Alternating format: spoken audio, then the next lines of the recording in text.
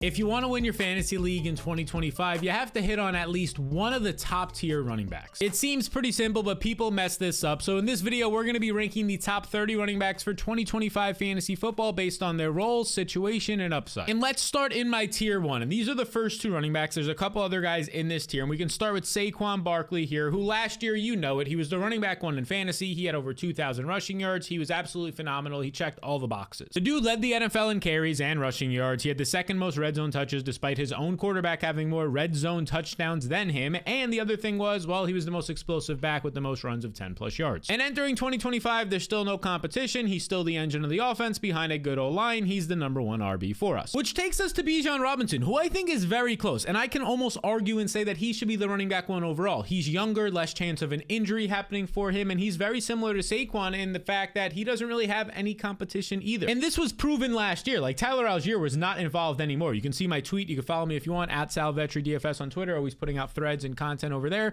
Bijan from week 6 on last season, so the bulk of the year, over 23 touches a game, 121 total yards per game. His red zone touches also came up, but then over the final 3 games, we got to see a glimpse of what this dude looked like with his new quarterback, Michael Penix. 26.8 fantasy points per game. By far would have led every running back, including Saquon Barkley last year. 118 rushing yards per game. That's not even factoring in the receiving yards, where he was picking up these 15, 20-yard receptions as well during that span. So Bijan, yes, he does indeed have the upside to be RB1 overall. Now, the next player in tier 1, my RB3 overall, is going to be Jahmyr Gibbs, who closed out last season absolutely red hot. Over his last 4 games, he had 150 yards in at least 3 of them, 8 touchdowns over that span, and 31.5 fantasy points per game. That's 31.5 fantasy points per game, not just once, during that 4-week stretch when David Montgomery was out. He showed that when Montgomery is out, Gibbs is as elite as it gets. And he proved that he could handle a big workload. During that time, he was seeing over 22 touches a game and 5 targets per game. So he showed like even when Montgomery is active, Gibbs clearly has week in and week out top 10 RB upside.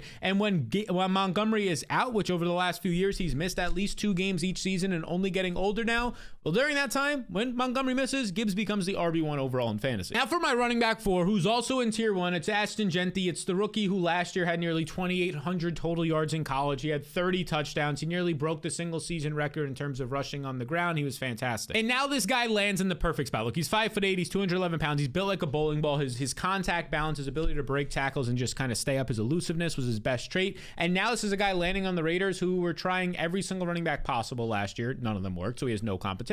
And Pete Carroll's his coach. He wants to run the ball. This is a good spot for Jeanty to see 300 plus touches as a rookie. Now we go into tier 2. My number 5 running back is going to be Christian McCaffrey. And there's a world by the end of the summer that I come around on Christian McCaffrey. I feel good about the reports coming out, and he moves to being like my number 4 and number 3 RB overall. Because let's not forget, yes, he burnt everybody last year. I get it. You took him with the first overall pick. The dude barely played for you. Didn't play the first 2 months of the season. He burned you. That sucks. We know the only thing holding back CMC is his health, but apparently right now he's healthy, and we know what this guy does the last few times he's been healthy. He was the RB1 overall in 2023, averaging 24.5 points per game, and he's been the RB1 or 2 in every single healthy season of his career. And now if you look at the 49ers offseason moves, like honestly, all of them only help McCaffrey. If we look at this here, Jordan Mason, who showed that he could be a legitimate early down grinder and 3 down back, honestly, for the 49ers last year, he's gone. So that's some serious competition. Deebo Samuel, who was stealing, 3 to 5 plus touches a game out of the backfield and some short screen passes, he's now gone. You look at what they bring in free agency or in the NFL draft, 5th round pick Jordan James. I actually like Jordan James. I think he's going to compete with Isaac Correndo for the RB2 job, but there's no serious competition here in terms of like who is going to be taking this away. You still have the same quarterback in Brock Purdy, just signed an extension. You still have the same coach in Kyle Shanahan who's been prioritizing Christian McCaffrey. If McCaffrey's healthy week 1, he has number 1 overall upside. And as I mentioned, as of right now, early on, Clay Kubiak, the offensive coordinator, saying Christian's doing great. He looks awesome and we're pumped for him to be out there working every single day. They've mentioned that he's healthy as of right now and has no restrictions. 0 restrictions was the quote currently in his offseason workouts. We stick in tier 2, and my running back 6 is going to be Derrick Henry, who despite all of the age-related issues last year of him turning 30 years old and there being some concerns about this, he still ranked number 1 in the NFL in breakaway runs. He was tied with Saquon Barkley last year, and number 1 in explosive rating on the percentage of his carries that actually went for an explosive run of 10 plus yards. He was also number 2 in rushing yards. All of that efficiency and explosiveness and production, despite being 30. And the last time I checked, there's been really no added competition at all. It's kind of the same running back. backs. Rasheen Shaheen added last year. Keaton Mitchell the year before that. Justice Hill's been his main running back too, who some weeks, depending on the game script, can see 50% of the snaps and a couple of more receptions and maybe a couple of more carries just because he's on the field more. But we know what this is. It's Derrick Henry's backfield. The offense when he joined it last year was the perfect fit, and it only looks to be the case heading into 2025 as well. Now for my running back 7, who goes in the second round of drafts, and it's De'Von Achane, and this is a guy who could easily be an RB1 overall if he's healthy, and more importantly, if his quarterback is healthy. Last year when Tua Tagovailoa was healthy, Achane averaged 22.6 points per game, 19 touches per game, and 6.6 targets per game. And now he's in a situation where his biggest competition, at least for the past few seasons, if we look at the Dolphins offseason moves, this is a part of the fantasy blueprint, the team changes tracker, the offensive moves here. Raheem Mostert is now gone. That was his biggest competition the last 2 seasons. The only guy he's brought in, Alexander Mattison, I would consider a worse back right now and the past few years than Raheem Mostert. And then in the draft, the 6th rounder in Ollie Gordon, who I do think's a talented back. I just don't know how much he's going to be involved as a 6th round pick compared to De'Von Achane, who was taken much earlier in the draft and has already proven in 2 NFL seasons he is great. Here is that competition. There's Jalen Wright still there as well. So I think it's going to be 3 of these 4 running backs up top here who make the team. Jalen Wright maybe has the inside track to be the RB2, although he didn't show a ton as a rookie, dealt with his own injuries, looked a little bit raw, was kind of raw coming out of college as well, the system that he played in. It looks like Achane, last year, who threatened for 300 touches and was able to stay healthy, once again is looking like he can see 300 touches. In an offense that needs playmakers if Tyreek Hill is getting older and maybe not even going to be with the team, although I doubt that. There's a little bit of question marks there right now. Achane is a playmaker. They need him. Now let's kick off tier 3 with my running back 8, Jonathan Taylor, who we saw flashes of that great season when he was the offensive player of the year, could have been an MVP, right? He was putting up 2,000 plus total yards, the RB1 overall. We saw flashes of that at the end of last year. Over his last 5 games, over 24 fantasy points per game, 145 and a half rushing yards, 145 rushing yards per game, not even factoring in what he did in the receiving department. He was winning people championships. He had that massive 40 plus point week as well in the fantasy playoffs. This guy was electric, and he finally looked healthy. He is in a run-friendly offense, but my concern is a couple things. The quarterback situation, sure, it was bad last year. It still looks bad this year. We can't just bank on it being bad last year and him being able to produce. The fact of him getting check down passes with Anthony Richardson being his quarterback, probably not going to be there as much compared to somebody else. And this is what happened with this team's offensive line.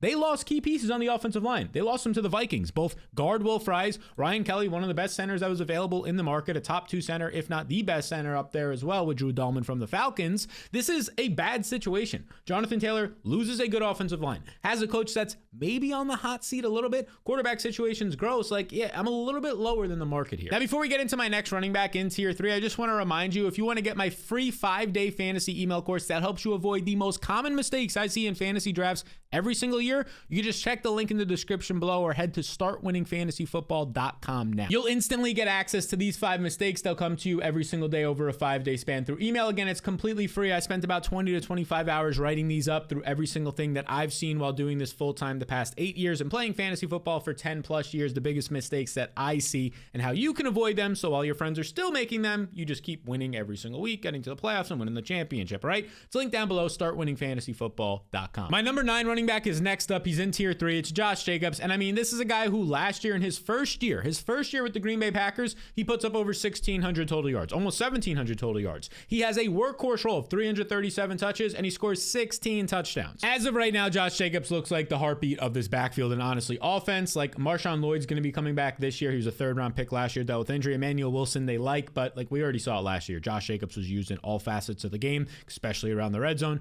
definitely in the passing game. If Jordan Love's healthy this year, it's an ascending young offense. Now for my RB 10 and 11, I want to hit these guys at the same time because they were both breakouts last year and they still look good this year. They're top 12 backs for me. Bucky Irving, my RB 10, Chase Brown, my RB 11. Let's start with Bucky Irving as my running back 10. This is a guy who broke out in 2024 as a mid-round 4th, arguably late-round rookie, 4th-round pick in the NFL draft. Over his final 6 games, he averaged 21 fantasy points per game with at least 16 points in 5 of those contests. And the Bucs clearly trusted him down the stretch. Liam Cohen, the former offensive coordinator, starts to give the rookie way more snaps than Rachaad White, including towards the end of the year in a must-win Week 18 game and in the postseason. It was Bucky Irving getting all of the touches and by far the majority, 70+% of the snaps. If he keeps anywhere near that role with his new offensive coordinator this year, he's going to have easily top 5 upside at the RB position. And then there's Chase Brown, who is my RB 11. He's a top 12 back, an RB 1 for me right now in the rankings. He's somebody we loved in the 10th round of the drafts last year. And this is a guy who over the second half of the season, week 9 to 17 last year, he was the RB 3 in fantasy. The second half, these 8 games, over 20 fantasy points per game. Between his receiving and rushing yards right here per game, over 100 total yards per game. He He was averaging 24 opportunities per game. The guy was a walking bucket for you, not only on the ground and in the red zone, but he excelled as a receiver as well. And he still remains in like a borderline top 5 offense. Like, as long as Joe Burrow stays healthy, they bring T. Higgins back. If the offensive line can look good, they get a 3rd-round guard in Dylan Fairchild for the most part. They get Lucas Patrick in free agency along the offensive line.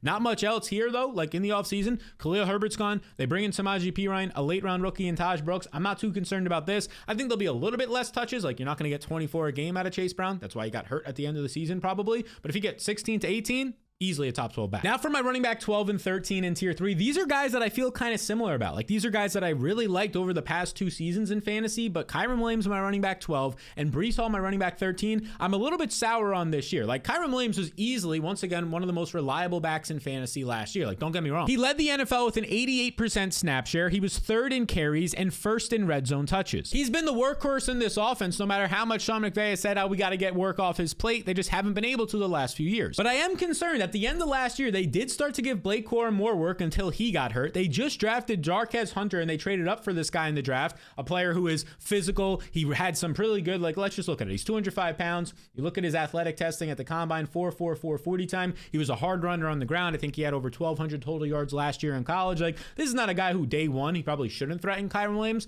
but eventually either him or Blake Corum, I do think, is going to be involved, and we can't ignore the fact that every year of his career, Kyren Williams has had some sort of ankle issue. And he's probably not going to see as many targets this year, because not only is Puka Nacua a target hog there, but Devontae Adams is now on this team, and that's a dude who's going to earn easily a 24+% target share. So I'm a little bit concerned about Kyren Williams in this range of the draft. I'd much rather have Josh Jacobs, Bucky Irving, Chase Brown, and then even like Breece Hall. Like, I'm just avoiding this range once we get to the Kyren Williams range and going to a different position, because I'm concerned about Breece Hall. This is a guy who disappointed last year, but of course context does matter. The Jets offensive line was a mess. Aaron Rodgers was hurt at times, and their passing game was not much of a threat, and that allowed defenses to load the box against Breece Hall. But there's some other concerns as well. The Jets have now added Justin Fields. They paid him a 2-year deal. He's probably going to be the starter. He's definitely going to be the starter this year, assuming that he just has some sort of solid play. And that's a mobile quarterback who has a 1,000-yard rushing season on his resume. Mobile quarterbacks don't check it down in the passing game to their running back and steal red zone and goal line carries. That's not good for Breece Hall. It's also not good that it's a completely new coaching staff that drafted Breece Hall in his rookie year when he looked great. This is a coaching staff that towards the end of last year was giving Braylon Allen a lot of work, 50% of the snaps in some games, Isaiah Davis, and they've mentioned that they want all 3 of these guys to be involved. Now, that's just coach speak. We'll see once camp comes, but Braylon Allen is a big, hard, physical runner who looked good in the passing game, and Isaiah Davis led college football in overall total yardage just 2 years ago at the running back position. Like, this is no slouch, and he looked good last year, earning carries and trust and targets from Aaron Rodgers. So Breece Hall, it looks just a little bit messy right now early in the summer. Now I have one more back in tier 3. It's my running back 14. It's Amarion Hampton, the rookie for the Chargers. This dude is a bulldozer. Last year in college, he put up over 1,600 rushing yards, and then you factor in his receiving game work of 373 yards. He quietly had over 2,000 total yards in college last year, and now he joins Jim Harbaugh's offense with Greg Roman. For the most part, Jim Harbaugh, during his time in the NFL, including last year with the Chargers, during his time in college with Michigan, he's a run-first coach. So yeah, Jim Harbaugh now just spent a first-round pick on a guy, and the team no longer has J.K. Dobbins, Gus Edwards. Well, they're technically still free agents, probably not going to re-sign with the team as of this recording, which means we're freeing up 296 carries alone out of this backfield. Now, of course, the team did sign Najee Harris. They gave him the most guaranteed money in the free agency period amongst running backs, although really no running backs signed with teams. Like Aaron Jones re-signed with his team. Overall, no running backs got any money because there was just a ton of great rookies in this draft class. So Najee Harris, though, hasn't missed a game in the NFL. Reliable back, not really explosive or dynamic, but he should be able to hold his own in terms of Amarion Hampton seeing a lot of work right away. So I don't doubt that it might take until midseason for Hampton, but if for the second half of the season, and heck, maybe even better than that, you're getting an RB1 usage and a Justin Herbert offense with tackles like Rashawn Slater and Joe Alt to run behind, I'll take that. Now we get into tier 4, starting with my running back 15, James Cook, 16, Joe Mixon, and 17, Chuba Hubbard, one of the most underrated backs as of right now. Let's start with James Cook. This is a guy who last year, he kind of exploded. He put up insane total production of over like 1,400 total yards. He was a top 12 running back, but here's the concern. The concern is he was a top 12 running back and he scored 18 touchdowns. Like, if you're going to lead the NFL in rushing touchdowns, you probably should finish as a top 10 running back, if not a top 5 running back. So that's my concern. We're probably not getting 18 touchdowns again. Odds are you're getting something closer to the year before where he had 6. Let's give him the benefit of the doubt. He gets 8 touchdowns. He's going to have to put up like 1,700 total yards to be a top 12 back based on his current production. And that's because Josh Allen doesn't check it down all that much, right? If it's not a design play, he's probably taking off and running.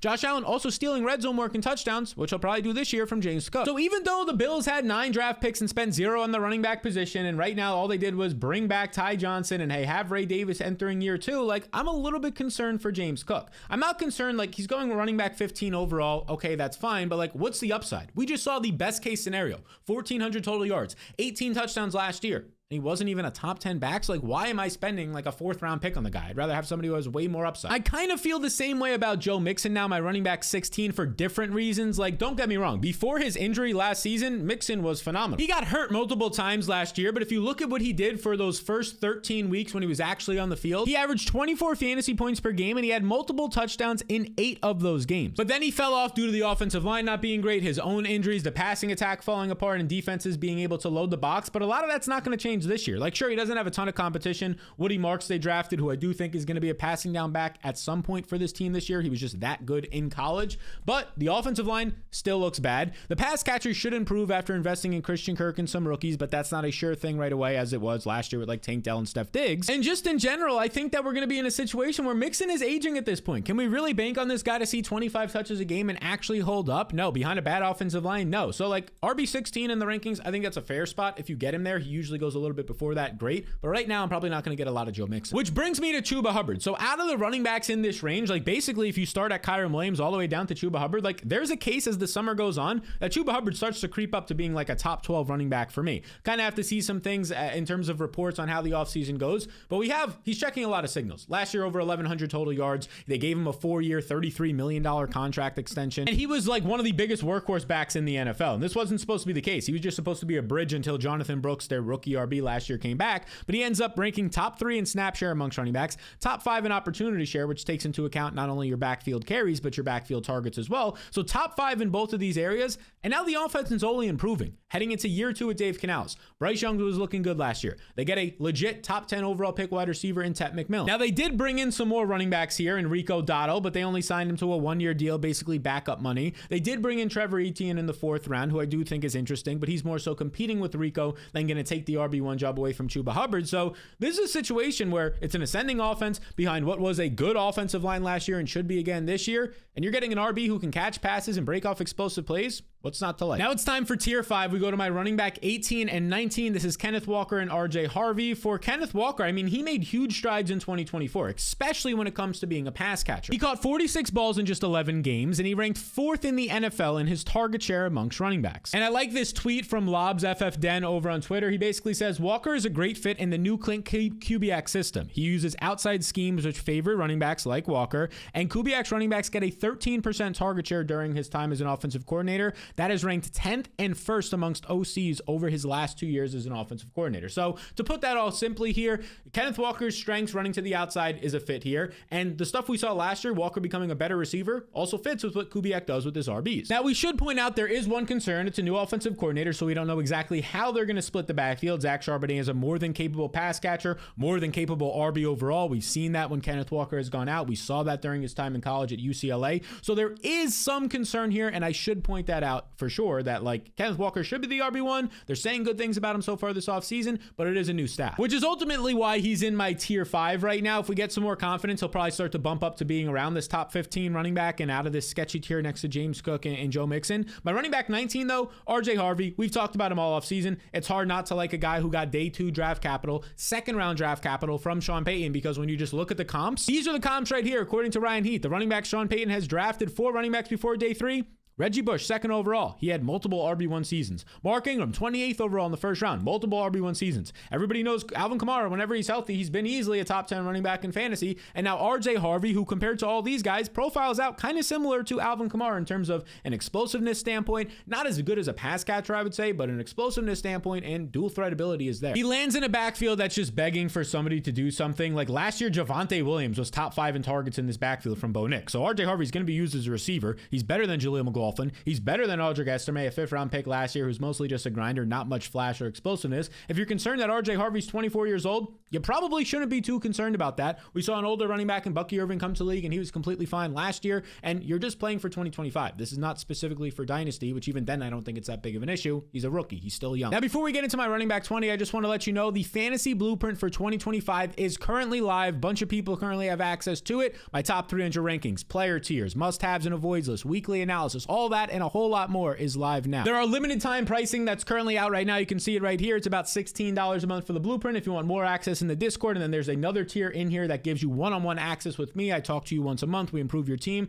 I write you a plan for your draft, all that and a bunch more. These prices will be changing. It's like less than 50 cents per day for the year if you sign up. And basically it gets you everything that I use in my drafts. Over the last few years, thousands of people have used it to not only make their fantasy playoffs, but win their fantasy championships. So if you want to get your fantasy blueprint right now, just check that link in the description. The pricing does go up as more people join. So if like 50 more people join today, the pricing will be a little bit higher. So basically the cheapest price is today to go in and get it for the year. It's less than 50 cents a day when you sign up for the year. So you can check it out. It's linked down below in the description. Appreciate you all a ton. Now let's get back into it. We're still in tier 5 here with my running back 20 and 21. Another rookie is my running back 20, TreVeyon Henderson. He's the new school. And then the old school, my running back 21, Alvin Kamara, who I'm a little bit concerned about. Let's start with TreVeyon Henderson. Easily the best pass protecting rookie RB in this class. That alone should get him on the field, but including his 2nd round draft capital, a backfield that needs him, we'll talk about that more in a second, and what he did in college is hard to ignore. He averaged over 7 yards per carry, he put up over 1,300 total yards, and he only had 2 career drops in college. And now he needs a backfield that needs him. Like if you're somebody who's gonna sit here and say Ramondre Stevenson is gonna take so much work away from TreVeyon Henderson, okay, maybe for the first couple of weeks of the season, if that, but this team did not like Ramondre Stevenson last year. They tried to give Antonio Gibson as much opportunity as possible. Ramondre Stevenson was inefficient, slow at times, fumbling the ball, not pass protecting well for your young last year rookie quarterback in Drake May. All of those are concerns. So much so that the team went out there and got TreVeyon Henderson. And there were reports that they were denying significant trade ups, significant draft capital trades because they said, no, we're drafting TreVeyon Henderson here. We're not letting you trade up and potentially take him instead. So with a team that has a new coaching staff in place that is only hyping up Henderson right now, the 2nd round draft capital, an improved offensive line, Drake May looking good entering year 2. Yeah, TreVeyon Henderson's a top 20 back. And Kamara is still a top 24 back, but he's no longer this top 10 RB. Alvin Kamara, look, last year he was the running back 5 in points per game. I completely get that. And there's for a lot of reasons for that. The biggest reason, even in a bad offense behind a bad offensive line, he was still a threat as a receiver. 2nd most receptions amongst running backs with 68. Almost 5 per game is insane. He had 8 touchdowns, which is very solid. And he was averaging 38.8 receiving yards per game. 2nd most. So as a receiver, that's basically the only reason why he was able to get there. As a pure rusher, he was not having explosive runs. The offensive line was bad, but the concern for this year is none of that is changing.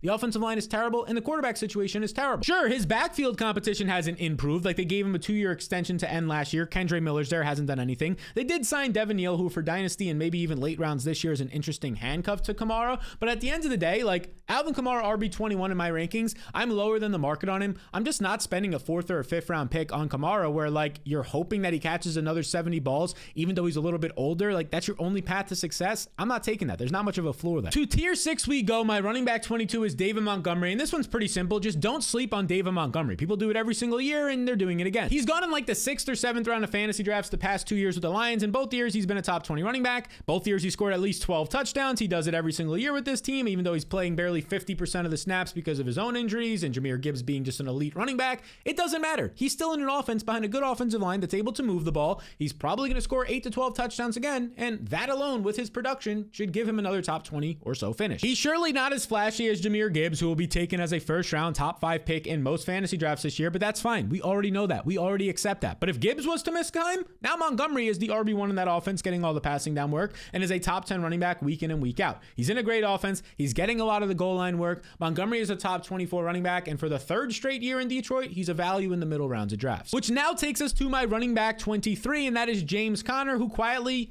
Once again, since he's joined the Cardinals, all this guy does is quietly crush. He produced 1,500 total yards, he led the NFL in broken tackles, and he averaged 5.3 yards per touch. James Conner has been the engine of the Cardinals offense. They wanted it to be Marvin Harrison last year. It wasn't, and when you look at his competition, they brought in nobody new. Trey Benson entering year 2, I do think is interesting. He should be healthier this year. He has a full off season yet again now to learn the playbook and actually try and threaten one James Conner, who is getting older as well. Conner will deal with his own injuries. It's hard for him to stay healthy most seasons, but But Connor at this point is still for me a top 24 running back just because he's still in an offense that looks good, an offense that improved their defense this year, so they should be in more neutral or positive game scripts, meaning more carries for Connor late in games. Top 24 back. And the final guy in my top 24, but we still have to go through the top 30, of course, is another rookie, and it's Quinshon Judkins. And this is for some of you guys who maybe aren't too familiar with Judkins. This is a solid player. Comes from Ohio State, very productive there despite competing with TreVeyon Henderson, and he gets early second round capital by the Browns. How productive was he in college? Well, here's my friend Austin Abbott FF on Twitter. He said he's a true 3-down back, like he has the size, the speed, all that, but check this out.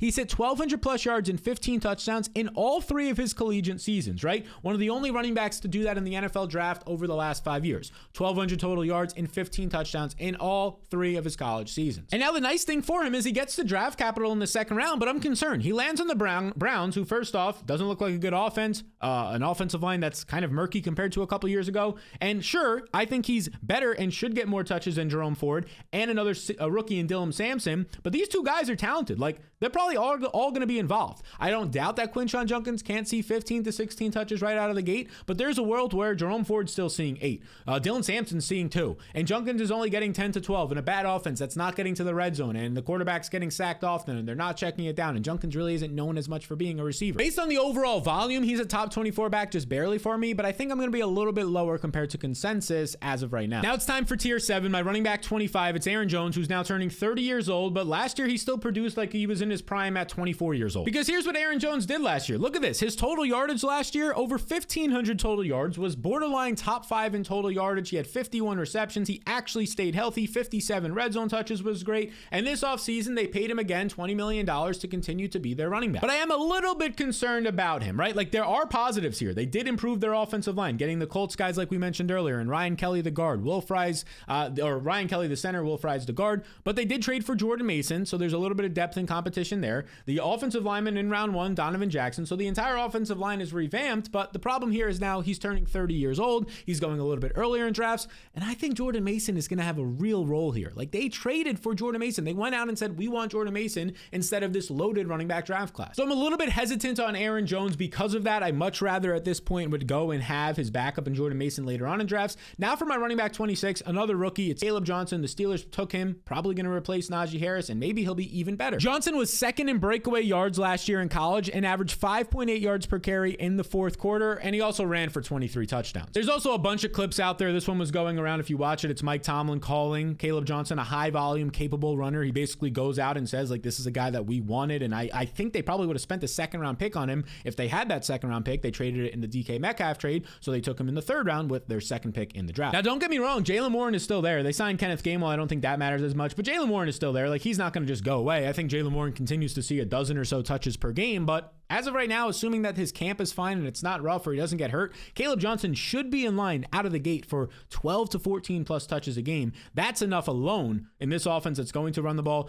He should get the goal line and red zone work. That's enough alone to be a top 30 back. Now for my running back 27, it's Tony Pollard, who had an underwhelming 2024, but he still posted over the last 3 years 1,000 rushing yards, despite dealing with injuries in almost every single one of those years. And now heading into this year, the offensive line should be improved. Like, you get Cam Ward, the quarterback. That should help the offense in general, we hope, compared to what was there last year. They signed Kevin Zeitler, a very reliable guard as long as he's healthy. They signed the tackle Dan Moore, we're hoping that Dan Moore can be better than what a lot of people expect that contract to be. But I'm a little bit concerned for Tony Pollard. I think if we look at this backfield, I think Tyjae Spears is going to be way more involved than people think. And I know that was kind of the narrative last year, but let's not get it twisted. Tyjae Spears probably would have been involved last year if it wasn't for this. Let's scroll down on Player Profiler here to the injuries from Tyjae Spears, because there's a bunch of them. Week 2 to start the year, he gets an ankle sprain, keeps him injured for a month. He comes back, immediately gets a hamstring strain. Hamstrings will probably linger, even if they only last 2 to 4 weeks to come back from and get on the field. They're probably going to linger for 1 to 2 months. Okay, he finally starts to get over that in week 11. He has a concussion, and then he gets concussed again. The dude was injured all season long. So I don't think it's easy or fair enough to say, like, oh, Tyjae Spears last year, he was supposed to be the guy, or a 50-50 backfield, and he just couldn't do it. He was hurt all year. This is still an explosive running back who forced a 50-50 backfield in his rookie year when Derrick Henry was still with the Titans. So I'm a little bit concerned for Tony Pollard. I'm not really targeting him. My running back 28 RB8 as of this recording is DeAndre Swift. Assuming they don't add anybody, I actually like Swift right now as a slight value as the RB1 in an improved Bears offense with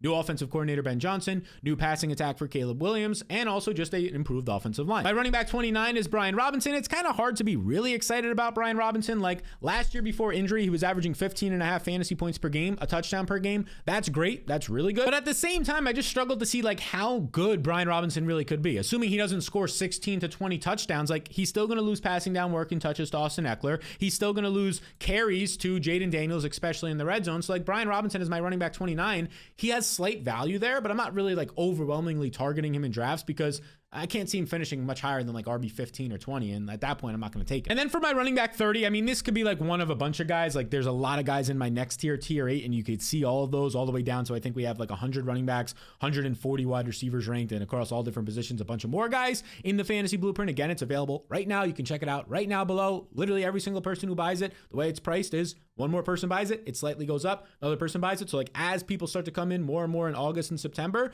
the demand is going to create a higher price. So it's supply and demand basically for you. Right now is the cheapest time. But Tyron Tracy's my running back 30, and like I loved him as a rookie. I thought he was a great late round pick in fantasy and real life as a 5th round rookie. When he finally got on the field, he looked fantastic, way better than Devin Singletary, over 1,100 total yards, 13.5 fantasy points per game against his 12 starts. All of that's awesome. But this is also a team that still has Devin Singletary there, now going to be healthy. Just took Cam Scatterbo with the 4th overall pick, a guy who can pass protect, pass catch, and run the ball between the tackles. So Tyron Tracy, who is a 5th round pick, he's not a guy who has like a lot of draft capital behind him. I don't think that he's locked into anywhere near a legit role. Like I would say he's probably going to see 10 touches week 1, but I couldn't promise you he sees 14. And if that's the case, hard for him to be anything around or higher than my RB 30. All right, so those are my top 30 running backs as of right now. We'll be updating this throughout the summer as well as in the blueprint where we go, like we said, all the way down to like 100 running backs. Some of these guys are massive values. Some of them are going overlooked. Some of them are probably properly priced, but now you have a better picture of what to expect heading into drafts. Now, if you want to see the 5 wide receivers that I would personally deem league winners, they have that potential right now in fantasy drafts,